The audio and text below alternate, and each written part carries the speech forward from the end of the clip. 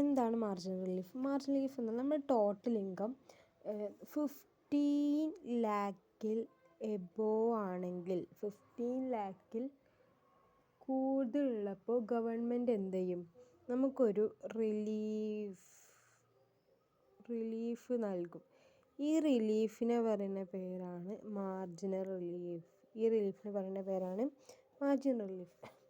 Marginal relief കണക്കാക്കാൻ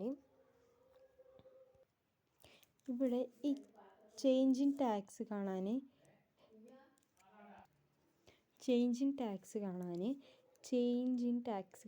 tax on total income.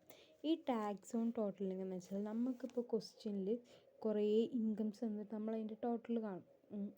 അപ്പോൾ ഈ ടോട്ടൽ ഇപ്പോൾ ഒരു ഉദാഹരണം ടോട്ടൽ ഒരു 50,000 വെക്കുക.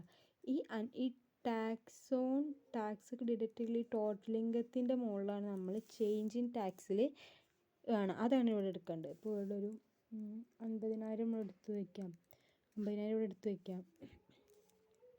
Then tax. ഈ ടാക്സ് എന്ന് പറഞ്ഞാൽ നമ്മളുടെ മാർജിനൽ റേറ്റിൻ്റെ ഒരു സ്ലാബ് എന്ന് വെച്ചാൽ 15 ലാക്ക് നമ്മളെ റിബേറ്റ് മാതിരിയാണ്. 15 ലാക്ക്, 1 crore, 2 crore, 5 crore അങ്ങനെയാണ്.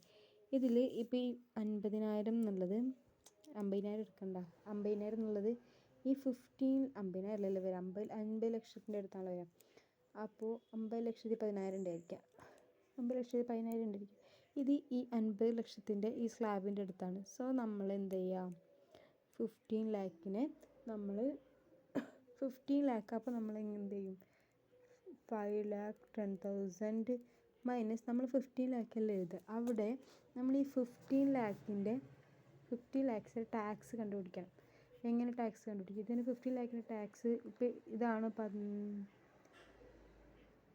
15 ലാക്സിൻ്റെ ടാക്സിൻ്റെ റേറ്റ് എന്ന് പറഞ്ഞാൽ അതിവിടെ എഴുതാം. ഇങ്ങനെ 1 crore എനിക്ക് 1 crore കണ്ടുപിടിക്കണം, 2 crore കണ്ടുപിടിക്കണം, 5 crore അടുത്താണെങ്കിൽ അതിൻ്റെ കണ്ടുപിടിക്കണം ടാക്സിൻ്റെ റേറ്റ്.